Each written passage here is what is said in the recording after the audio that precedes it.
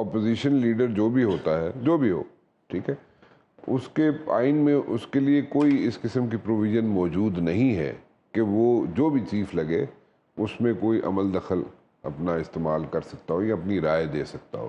Chief executive کے پاس ہوتے ہیں سارے ڈیسیژن میکنگ پاورز ہوتی ہیں اس کے پاس جو نام جاتے ہیں اس میں سے وہ کنسلٹ کر کے تو وہ آگے اس کو چیف آف آرمی اسٹاف بناتا ہے.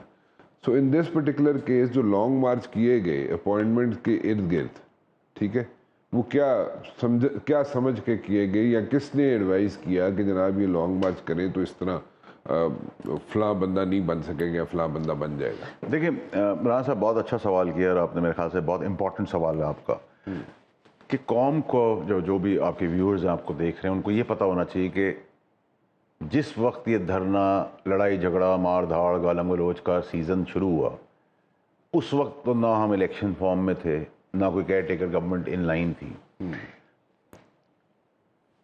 اور اس کو میں جسٹیفائی اس طرح کر دیتا ہوں کہ پہلے ہم نے سائفر بیچا، ایک جھوٹا سائفر بیچا کہ امریکہ ہمارے خلاف، وہ بک گیا، ٹھیک ہے. پھر ہم نے کہا نہیں امریکہ ہمارے خلاف نہیں تھا، باجوہ صاحب نے یہ رجیم ہماری گرائی ہے.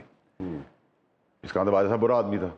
پھر باجوہ صاحب کو آپ نے کہا اس کو 6 مہینے کی ایکسٹینشن دے دو، اس برے آدمی کو آپ نے ایکسٹینشن کیوں کہا چیئرمین تحریک انصاف نے؟ پھر اسی برے آدمی نے جس نے گورنمنٹ گرائی اسی کو کہا کہ 6 مہینے کی ایکسٹینشن دے کے یہی الیکشن کرا دے. تو ایک آدمی اچھا ہے یا ایک آدمی برا ہے؟ یہ نہیں ہو سکتا ہر 2 منٹ کا اچھا برا، اچھا اور برا، اچھا برا. وہ کھچڑی پکے گی تو وہ ویسے ہی ہانڈی جل جائے گی. ایک یہ دیکھنے کی ضرورت ہے قوم کو کہ کیوں ہوتا رہا. اس کے بعد دھرنے کے ٹائمنگز، ٹائمنگ جیسے جیسے اپوائنٹمنٹ کی ڈیٹ قریب آتی گئی ویسے ویسے دھرنا پلان ہوتا شروع کیا. اور پھر دھرنے کی سب سے امپورٹنٹ ٹائمنگ کیا ہے کہ ارشد شریف کا مرڈر کا پاکستان میں پلان ہوتا ہے، اس کا قتل ہوتا ہے، شہید کا، بے گناہ کا، پیارے بہادر انسان کا، اور اس کو دفنانے والے دن تحریک آغاز لیتی ہے. ان سب کو ملائیں آپ. اس کے بعد تحریک اپنے پیک پہ جاتی ہے، اس کے ٹائروں کے ٹرکوں کے نیچے بچے مر جاتے ہیں، ریکارڈنگ کرنے والے رپورٹرز رپورٹ کرنے والے مر جاتے ہیں، ایسے کئی بے گناہ لوگ مارے جاتے ہیں. سو پلان اے ارشد شریف فلاپ ہو گیا. اب پلان بی شروع ہو گیا ہے، نیچے لوگ مرنا مرانا شروع ہو گئے ہیں، کارواں چلنا شروع ہو گیا ہے. اس وقت ڈیسپریشن پیک پر آ گئی. جس نے بننا تھا اور جس نے بنانا تھا، اور جو پریزیڈنشل فارم آف گورنمنٹ میں چودھری بن کے جس نے کنگڈم میں بیٹھنا تھا، وہ دونوں ہو گئے ڈیسپریٹ. اس ڈیسپریشن کے اندر چیئرمین تحریک انصاف کو پتہ ہی نہیں چلا کہ جس آدمی کو تخت پہ بٹھانے کے لیے سب کچھ کر رہے ہیں وہی شامل ہوگا، اور ویسے ہی دوست اس کے شامل ہوں گے خان صاحب کو گولی چلوانے پر. خان صاحب کی گولی چلنے کے اوپر لوگ کہتے ہیں کہ جی گولی یہاں لگی، گولی کی آنکھ نہیں ہوتی، وہ سر پہ لگی، ٹانگ پہ لگے، وہ اللہ تعالیٰ نے معجزاتی طور پر کی جان بخش دی. وہ پھر بھی باز نہیں آئے، وہ پھر بھی انہی لوگوں کے ہاتھوں کھیلتے رہے. لیکن اگر ارشد شریف فارمیٹ فیل ہو گیا تو خدا نہ خواستہ کچھ اس دن ہو جاتا چیئرمین تحریک انصاف کو تو سکسیسفل ہو جاتا فارمیٹ، کیونکہ سب ہی ایک دوسرے کے ساتھ سنسیئر نہیں تھے. جو پریزیڈنشل فارم آف گورنمنٹ میں بیٹھنا چاہتا تھا یعنی کہ چیئرمین تحریک انصاف، وہ اپنا اقتدار دیکھ رہا تھا. جو چیف بننا چاہتا تھا وہ اپنا اقتدار دیکھ رہا تھا. یہ سب مل گئے. اب ملنے کے اندر پہلے تو مل کے پروگرام ہوا، وہ فلاپ ہو گیا. پھر اس نے کہا، یہ طاقتور تھا، اس کے ساتھ 2-4 اور لوگ تھے جو انہوں نے کہا کہ ہم خان کو ریپلیس کرنا چاہتے ہیں، اور بچپن سے کرنا چاہ رہے تھے، کابینہ میں بھی کرنا چاہ رہے تھے، جن کا میں گریبان بھی پکڑنے کے لیے کئی دفعہ کھڑا ہوا. وہ بھی مجازی طور پہ خان صاحب بچ گئے، اللہ ان کو زندگی دے. اس کے بعد وہ پلان فلاپ ہو گیا. تو دنیاوی طور پہ، قانونی طور پہ، زمینی طور پہ، ہر طریقے سے یہ چیف نہیں بن سکتا تھا.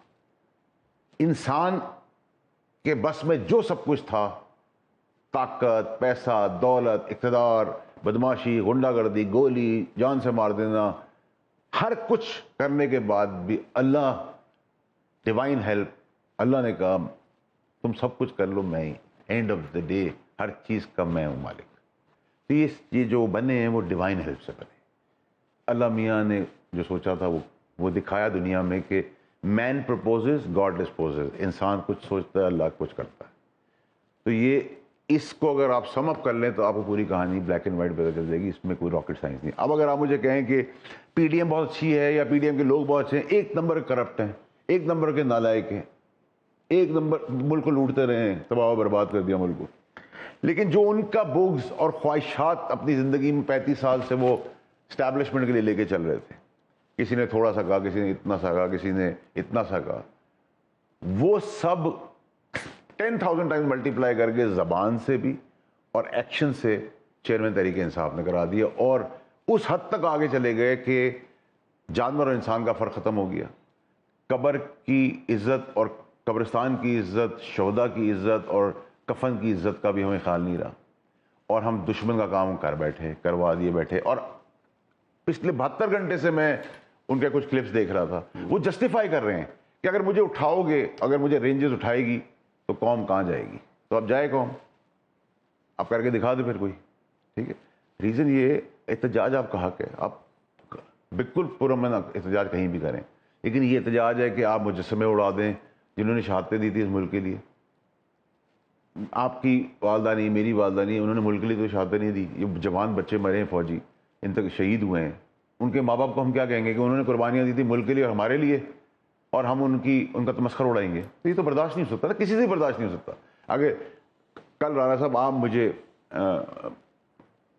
میری والدہ کی قبر میں جا کے کوئی بے حرمتی کریں تو اب میں آپ کو کیا زبان سے سمجھاؤں گا؟ جو میرے بس میں ہوگا میں کروں گا، یا آپ کے بس میں ہوگا آپ کریں گے میرے ساتھ.